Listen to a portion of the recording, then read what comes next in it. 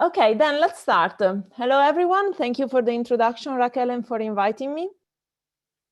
As was anticipated, I currently work in a job agency that is devoted to the placement of researchers outside the academic context.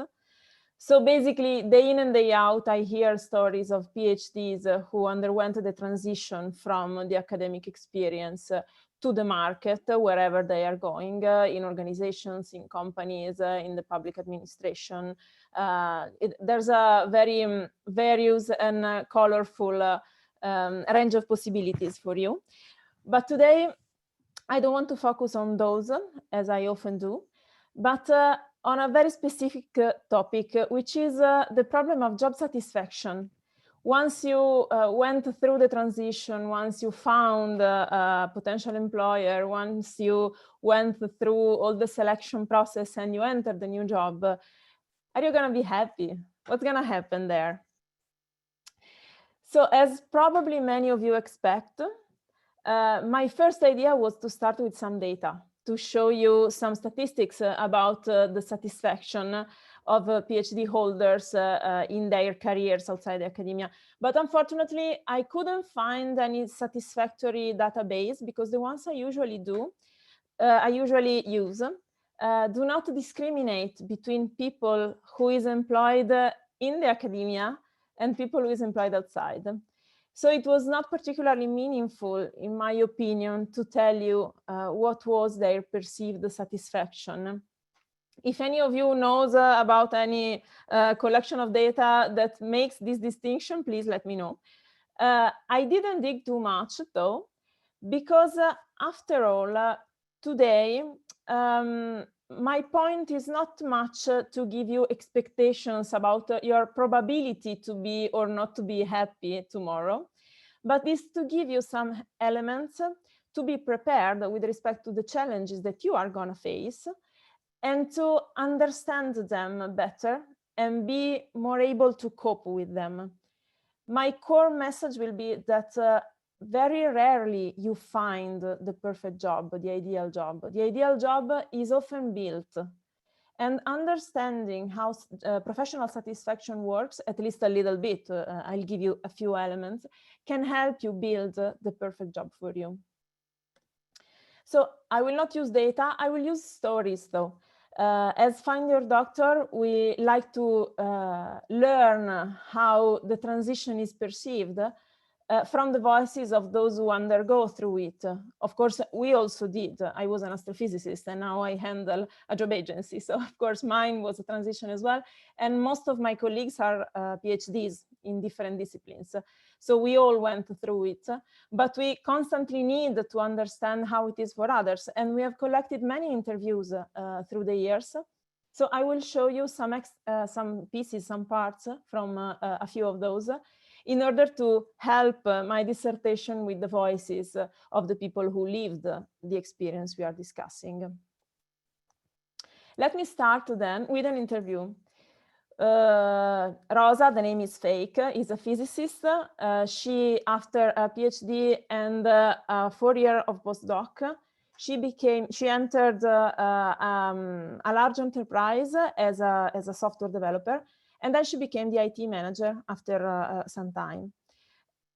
This is what she says about the premises, about what was there before her transition. And she says, 8 years I have done my dream job, the one I invested in, the one I did hope to do. Should I start over, I'll do it again.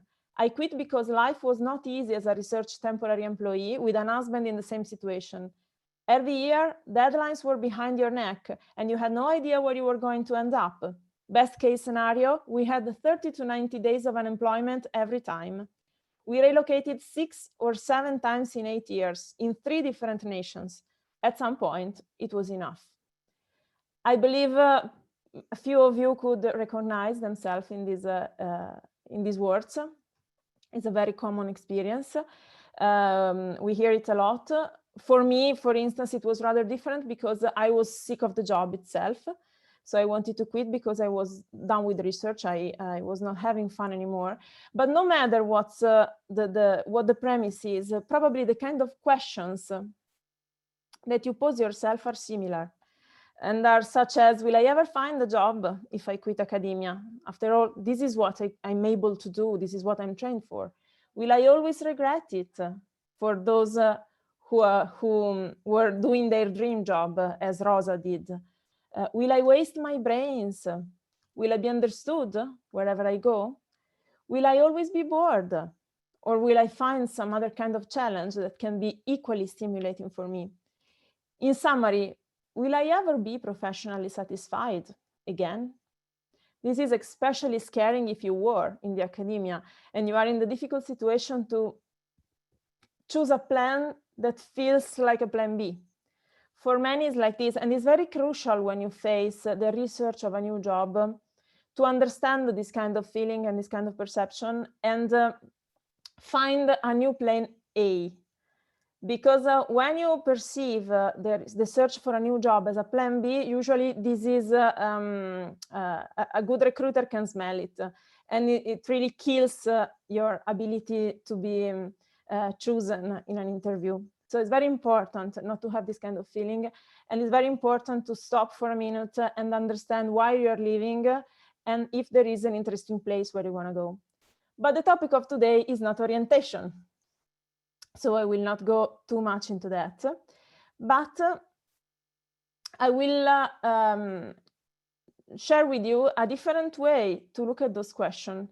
Let's move from that kind of question, which is rather depressing, to these two core questions. What challenges should I expect? And what should I fight for?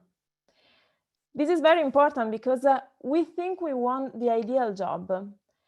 Maybe we think the ideal job is research, but maybe we don't really know how to define our real job. What is it that you should look into a job in order to believe is the best one for you, is the proper one for you? What's the ideal job? Well, we could say it's the kind of job that gives you a sense of meaning when you do it. It's fun for you, so matches your interests, and you are good at it, so it matches your skills. Just to give a simple scheme, the best place to be is in the intersection between these three circles: your values, your interests, which are connected to your needs, what you need to feel that you're spending your time in a way that is positively stressful for you, that energizes you rather than exhausting you, and your skills. So your expectancy to be able to do the job well and properly. Could seem obvious. Some of these variables are often considered in our common narratives, in the way we usually think about our future and our ideal job. For instance, we are all used to hear that we should follow our passion, follow our heart, and whatever rhetoric of this sort. This is a little bit naive. It only considers the second circle, your interests. But it's not enough, because you may be very passionate about something, but if you're not able to do it, no one is willing to pay you for it. A rather better advice that I heard was think about your passion, the things that you can do for hours without even noticing. Then think where you could apply those and be paid for it, and then become excellent in it. So interests and skills. But values are still missing, and values are often not considered, while they are extremely important in order to determine your job satisfaction and your motivation, as we will see soon. So much, so important that they deserve a small parenthesis. Let's check a little bit what it means. What are we saying when we consider values? This is a scientific definition. This is stuff I learned from my psychologist colleague. So citations are thanks to her. Desirable trans-situational values are desirable trans-situational goals, so not related to a specific context or situation, varying in importance, that serve as guiding principles in the life of a person or other social entity.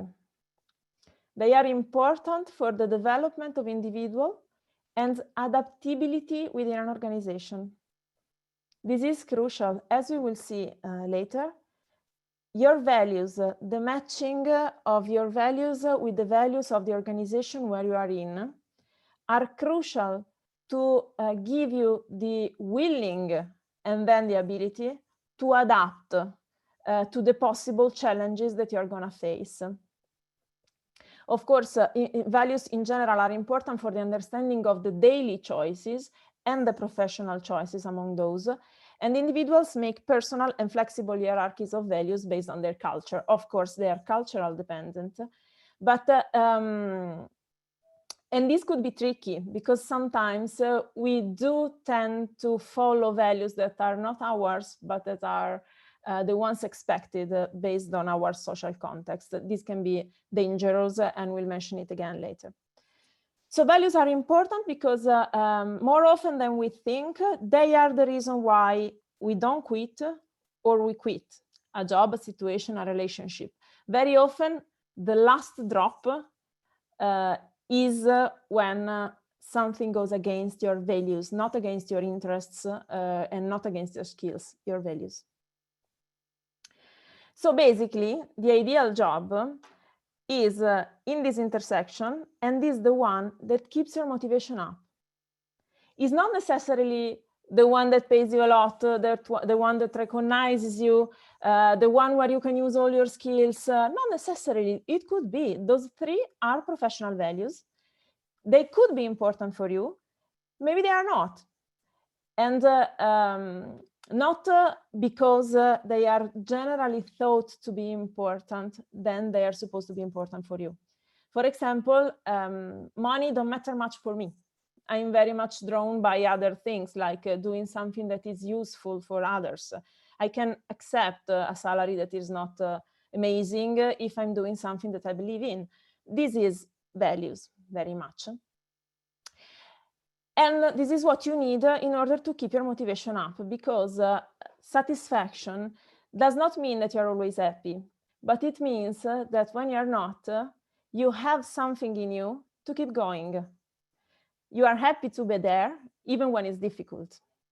That's job satisfaction. Of course, it's more complicated than that, but I'm not a psychologist and I'm not giving a deep dissertation on it. I just want to give you some hints in order to look at the problem from a different and useful perspective. So let's take a look to motivation, look at it a little bit better. Motivation, I learn from psychologists, is a combination of three variables, which are pretty much the same that we saw earlier in the three circles. Values, your needs connected to your interests, and your expectation of the outcome. So you are motivated when you believe you can do good. If you believe you're gonna suck at it, you're not able, you're not worth it, you'll never learn, then you're not motivated. You quit very soon. As soon as a little difficulty challenges you, then you will follow into the confirmation bias.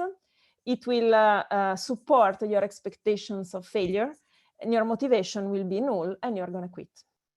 Instead, if you believe you can do it, even if you're challenged, you keep on going.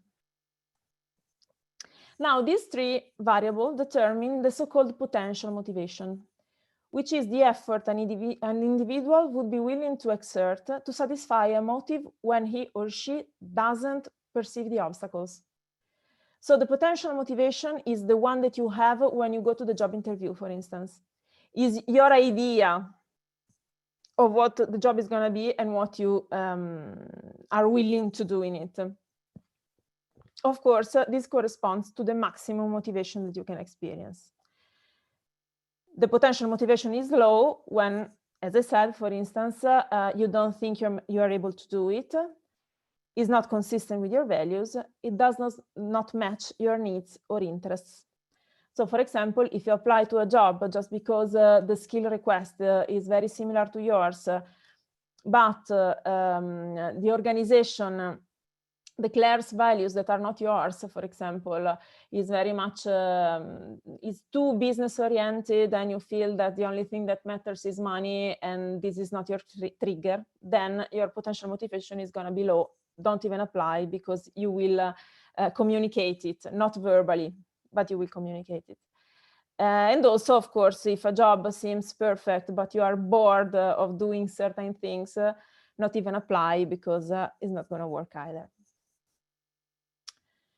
But what happens instead with the actual motivation? When you do enter the new job after the interview, what happens there?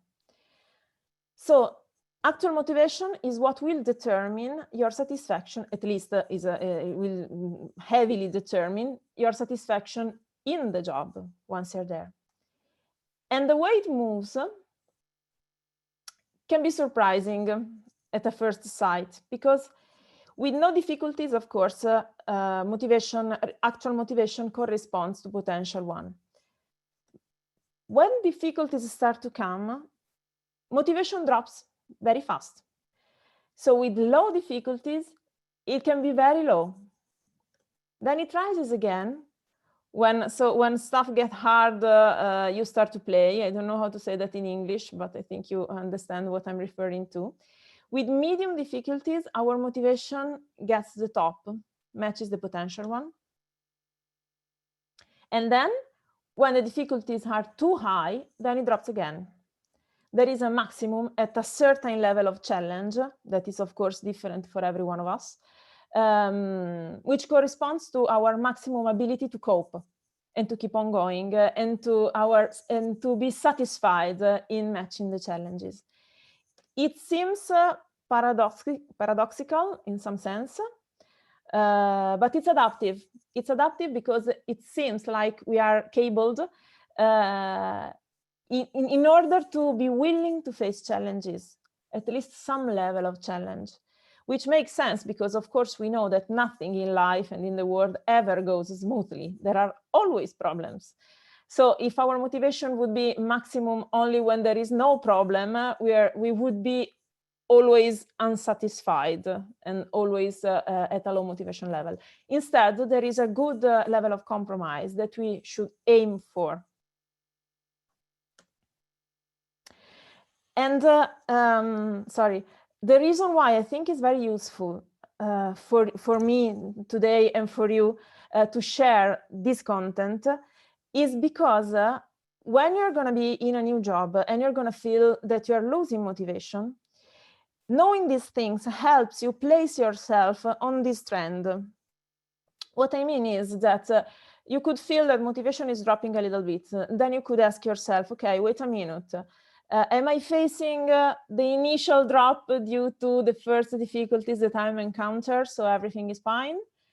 Or is my potential motivation going down because maybe the job is not what I expected? It makes quite some difference. Or am I facing too high difficulties? Where am I here? Depending on where you place yourself, you can act differently in order to cope with the situation. And also, this shows very well the fact that the way you face difficulties is by clinging to your values and to the satisfaction when you find in doing something that you're good at or in doing something that is interesting for you. You cling to your potential motivation, basically, in order to face the challenges that are ahead. We can see it here in the words of some other PhD we interviewed. This is Simone, again, the name is fake, PhD in computer science, became a machine programmer in a small medium enterprise here in Italy, a very rustic context, if I can say. And what he says is, well, now is a completely different world. It's not easy, not easy. You are used to go to university, a young environment, clean, silent. Here, in most cases, I am walking in noisy, dirty warehouses, cold in winter and heat in summer. So it's different entirely. However, so you see the challenge here for him is the uncomfortable environment he is in. It's not easy for him. For another, could be a piece of cake, but for him, it was a problem. However, I like the opportunity to program those machines, to see computer science applied to something that is not only reports and papers. There is 6 guys working here, and they have a job also thanks to what I have done. For him, be meaningful was a value. Matter, make the difference, be the one who makes the difference. That was a strong element of motivation for him. Could be for you, or maybe for you it could be a source of anxiety. It's entirely subjective. There is no best job. There is your job. Besides economic security, which apparently is important for him, but not too much, and the satisfaction to have the stability I did not have before, I have the pleasure to see something that actually works, to see a client shaking my hand and saying, good job, who is not my collaborator, but someone who just paid 2 million and more for a line, who is happy and grateful, shaking my hand. This is truly satisfactory, for him at least. Another one, I'm giving you examples. I hope, I wish I could see your faces, but usually examples help very much and are very interesting. So I hope you agree with it. Sometimes this is Julia. Julia is a psychologist. I choose 3 interviews, one from 4 interviews with different kind of starting points and different environments of destination. A person works in a startup, a person works in a small and medium company, a person works in a big enterprise. So Julia, psychologist, says, sometimes I live moments of discouragement because I think after such a rich and various journey, she means the PhD and the research experience, I have to start again. And it's a shame that a researcher should live this way, the entrance in the new sector, in a new sector. She has gone to marketing. Of course, she was not studying marketing, but she thought it could have been a suitable place for her. But helps the idea that is not a restart, it's a prosecution. There are things I never did, so I have to accept that I have to learn them, even if they are basic in this field that I entered. But once you learn it, you think, so is that it? Someone could have told me it was so easy. During my PhD, I had, sorry, there's a typo. I learned some quite advanced software for statistical analysis. When I discovered how easy are these SEO tools they use here, I think, oh boy, I wonder what I expected. To me, this is very interesting, accepting to learn easy things. And she doesn't say it, but it's interesting that she's reassuring herself. She's finding satisfaction in realizing that she can learn these things quickly because her experience made her a fast learner and prepared her for something more difficult than what she's actually finding. She's being reassured in terms of her expectancy of success. And so this pushes the motivation high. In the enterprise world, work is very target-oriented, and I am liking it. Goals have to be met with strict deadlines, but I am noticing this is good for me because I realize that they are not limiting for my creativity. Creativity is a value for her. She's finding it. It's true that you have a lot of freedom and some ownership in the academia, but the relation with the supervisor is not always good and not always professional.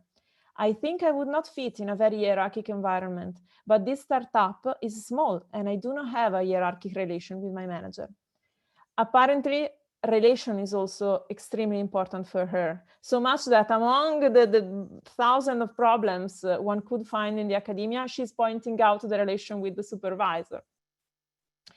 Is even a little bit naive, but it tells us that having a good relation with the supervisor is keeping her motivation up. Probably it matches her needs, not interests, but needs for sure, and values.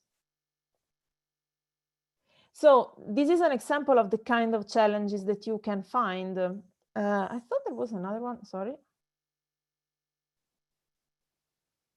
Yes, there's also another one. This is Rosa, physics. Again, we heard about her in the beginning, and she says, well, let's say you have to give up on a certain kind of autonomy. So for her, the challenge is losing autonomy and a certain idea of protagonism. I mean, when you finish a project in research, when you publish and present to a conference, that stuff is wholly yours. In a company, when you finish a project, it's not yours. It's something that at best will gain you a handshake. Regarding autonomy, it's still hard for me to accept that I cannot choose to go through something that is considered unfruitful. In the academia, I had to accept the referee reports, but if I wanted to do something, I used to do it anyway. Here, no means no. I don't know, maybe among you, there's someone who will suffer for this kind of situation as she does. But then again, we see why she still likes the job. People I work with started to appreciate some soft skills I have. After 6 months, they started giving me interns, and 3 years after, colleagues called me the intern's mom. The teaching skills I acquired through lecturing and mentoring of master students were appreciated. I knew how to interact with those people, but I also know how to choose them, so I am often involved in interviews and talent acquisition. I can usually tell if I am being played or if the person in front of me knows what I'm saying. I could have found an environment where such skills did not matter, but luckily they did. So you can see here that she is happy with her job, not only because she became the IT manager, even though she started as a developer, and she became it very, very quickly in 3 years. But also because she feels appreciated. She has apparently relational skills very strong that she values. And the fact that she is recognized for her matches her values and skills and expectancy of success, and make her feel useful and important. This is another example of how job satisfaction is more related to values and context than to what is cool on paper. So what kind of challenges you could find? We saw some of those that you can find from the words of researchers, but there are many. For example, if you will be leaving academia and you never worked outside of it before, it's truly a new game with entirely new rules. All the politics and finesse and the logic of academia that you have learned will not apply. And you will have to learn how it works in the new place, what kind of expectations are there, what you can do, what you cannot. There's going to be a new way to handle deadlines, new goals. There could be mismatching expectations on your side with respect to what the job could be. Of course, if you never tried, you can only imagine. And of course, your idealization could not respond to reality. But at the same time, there could be mismatching expectations from your employer towards you. And this goes into direction. It could be that your employer is expecting too little of you and maybe not giving you in the first place the opportunity to show everything that you can do. Or at the other extreme, it could be that your employer or your manager or whatever is expecting too much of you. That happened to me, for example. My partner in Find Your Doctor, he's not a PhD. He's an entrepreneur and an economist by study. He has a master in economy. And he had such high expectations on PhD. So he thought, well, if you were able to do such difficult thing, that you probably are able to do everything and you can self-teach yourself whatever, which is partly true, but of course you cannot teach yourself something you don't even know exists. And with me, for example, he was disappointed by me at some point because I spent a lot of time making all the process in Find Your Doctor very efficient, from the selection of a researcher, the recruitment of a researcher, to, for example, the moment we go together in a company to provide scientific consultancy. And everything was very nicely handled on my side. So I was very proud of the process I developed. And then he told me the process is inefficient. I was like, why? No, it's not true. It's extremely efficient. And he said, well, the final part, the payments, doesn't work nicely. And I didn't even consider the administration because it was just out of what I used to think about. I thought he was gonna deal with it. He expected that I could imagine that there was also the administration to take care of, and I should have fixed it as well as I fixed all the rest, but it was just outside my world, my view. Now it's not, of course. So this could be tricky because mismatching expectations could lead to negative feedbacks that you maybe are not ready to take or you don't expect to take. There will be a new scale of evaluation. Things that you think are good, like being extremely precise, extremely accurate, may become bad if you take too much time to reach a certain goal, for example. This is a very typical problem we encounter. And so this could be frustrating, depressing, make you think that you are not suitable for that place, or that you are not suitable for any place besides academia. There could also be discomfort on the work environment, as we saw in the case of Simone, or an unwelcoming environment in terms of relations. Why do I say that? I don't know, for example, imagine that you enter an organization where there is a lot of people who is doing that job since forever, and they have extreme experience on the job. It could be technical, could even be, I don't know, that you enter an organization that takes care of children, and they are using the same pedagogic method since forever. You go there and you start saying that they're doing wrong. They're not going to like it. This happens often. Maybe the general manager of the organization sees the potential in a PhD, so they hire him or her, but then the colleagues are not so happy. And this can be very depressing as well. And again, confirm all those prejudices and expectations and biases that we might have in the beginning, such as I'll never be understood, I'll never be happy, I'll never use my brain, and so on. There could be even mistrust. This is completely normal. This is one of the messages I want to give you today. If you will encounter this sort of troubles or others alike, it's entirely normal, because you're just changing. And every time you change a lot, you need some time to adapt. This will drop your motivation. And so you will not feel very much satisfied and maybe regret the choices you made in the beginning. But we saw that this is normal as well, that motivation goes down in the beginning. So don't worry if this happens, it's fine. It doesn't mean that your job is not right for you. It's sufficient that the correspondence to value or the expectancy of success or the matching with your needs drops, maybe because they ask you to do something that is boring for you, that the potential motivation goes down, and then a very small threat will make you quit. But if you did analyze yourself in the moment of preparing the professional transition, if you did think a little bit about what you truly like, what is truly important for you, you can even get some support in terms of orienting yourself if you feel a little bit lost. If you do this work properly, then you will probably apply and get a job where your potential motivation is high, and you will be able to face those challenges. Of course, if instead, unfortunately, you start in the new place and at some point you find yourself extremely depressed about the situation, what should you do? Well, my suggestion is to do 3 steps. The first one is to reassess the premises, because it's possible that your idea of the job was matching your potential motivation triggers, but the actual truth of the job does not correspond. So the first question to ask is to check again the key elements. Are my values in line with the organization's truly, despite what's written on the website, in the vision and in the mission? The people around me believes what I believe. By the way, the adherence to values is also crucial in marketing.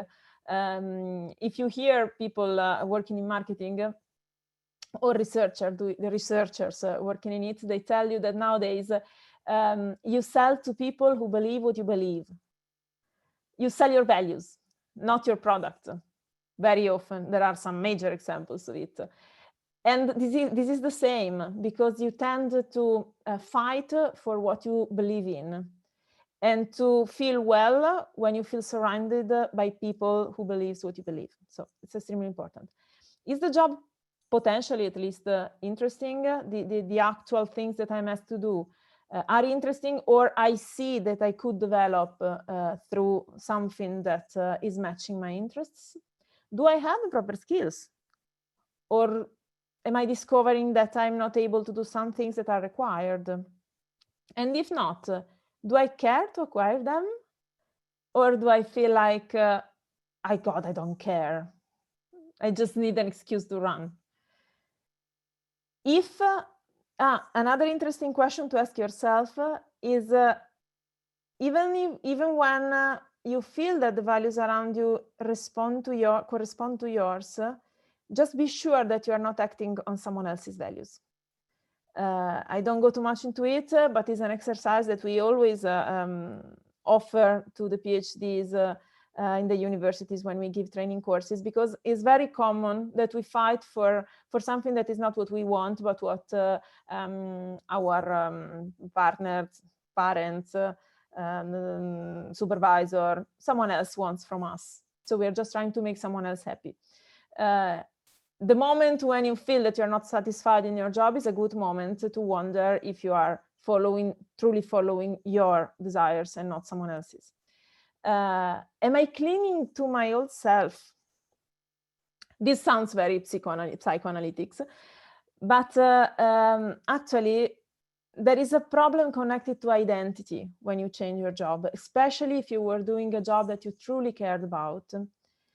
Because we can see that, again, through the words of Rosa. She says, at the time when she was deciding to quit academia and looking for a new job, I would not say I work as a researcher, but I am a researcher. I was what I was doing. And this is very common in our society. We often identify ourselves with our job. We don't say I do, we say I am.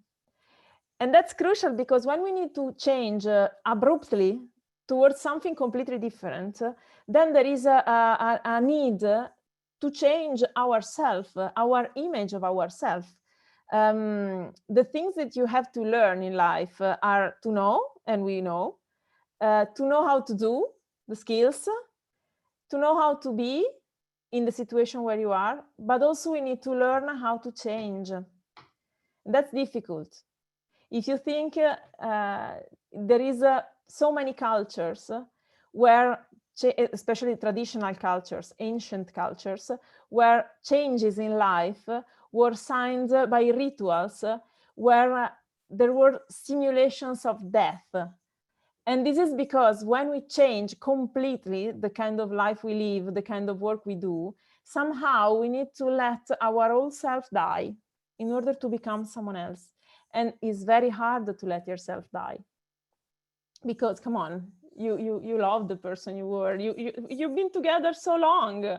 Even if it's not working anymore, it's hard to break up.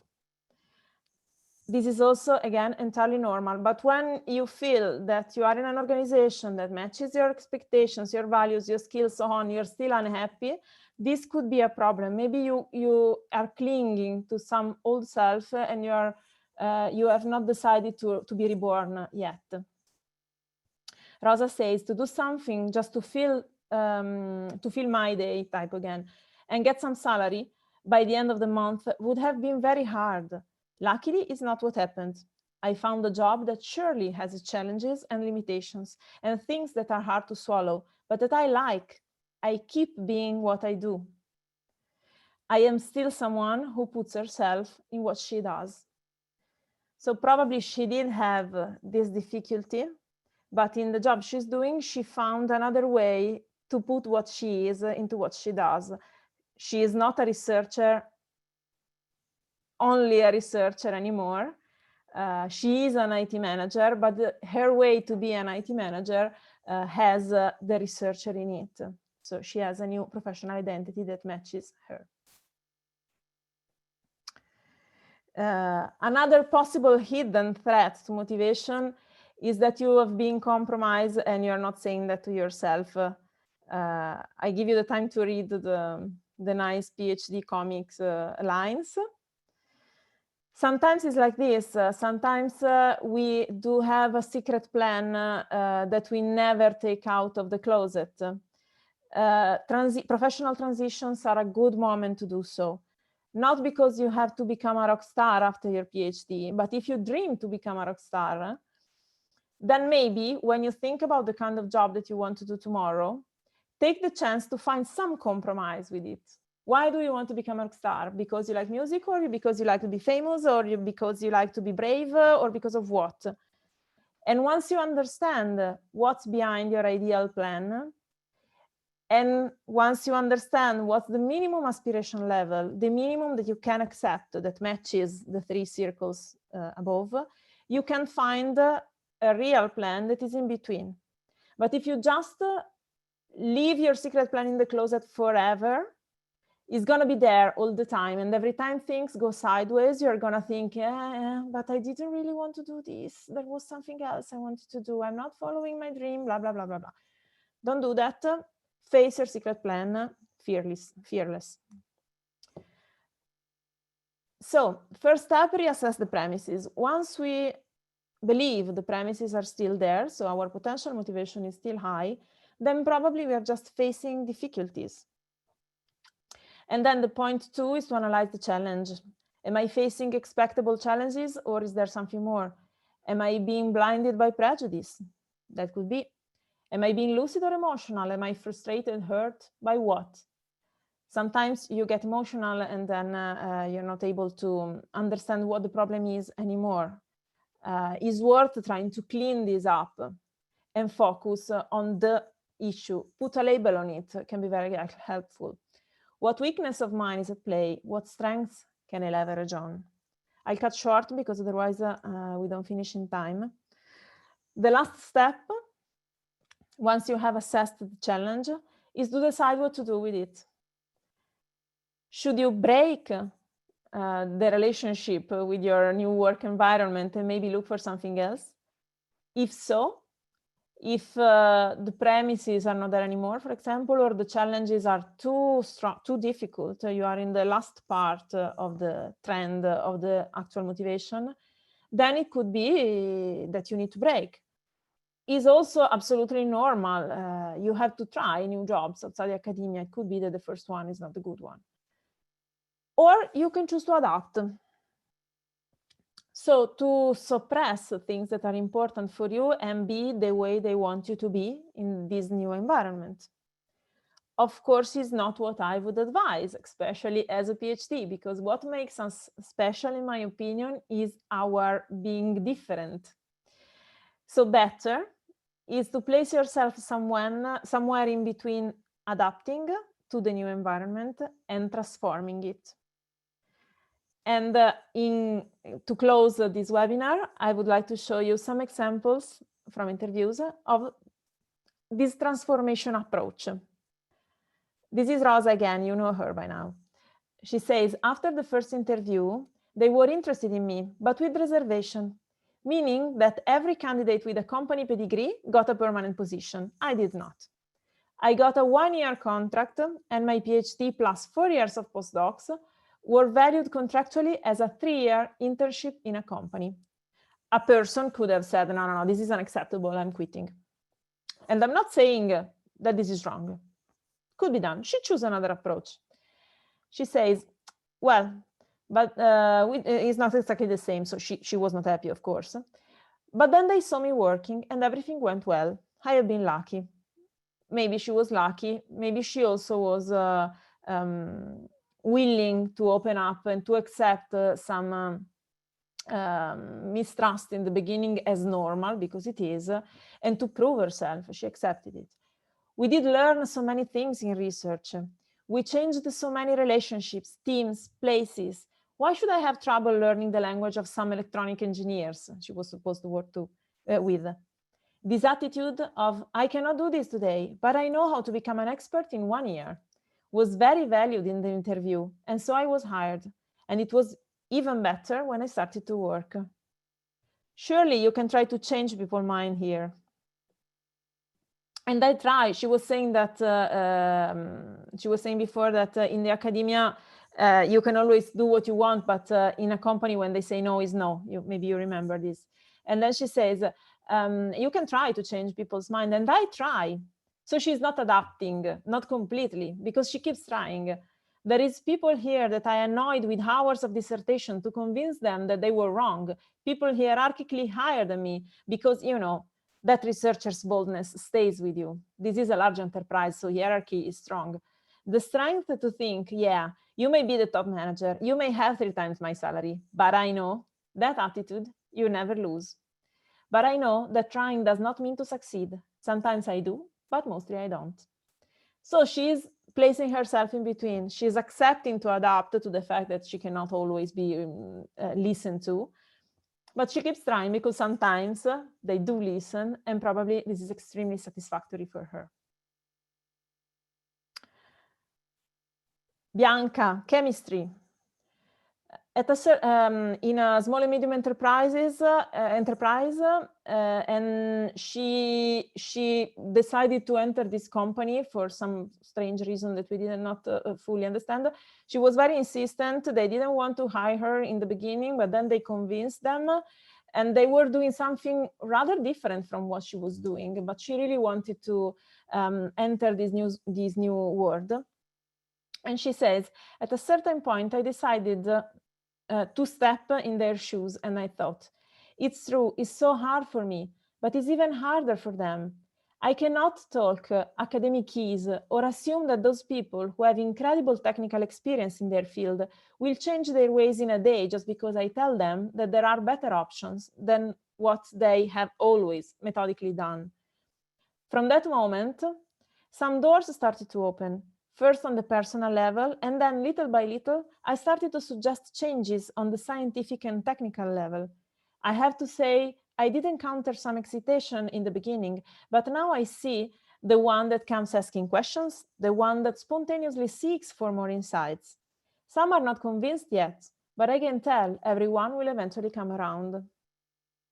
So for her, there was a moment where she decided to open up and understand the perspective of the others in the company.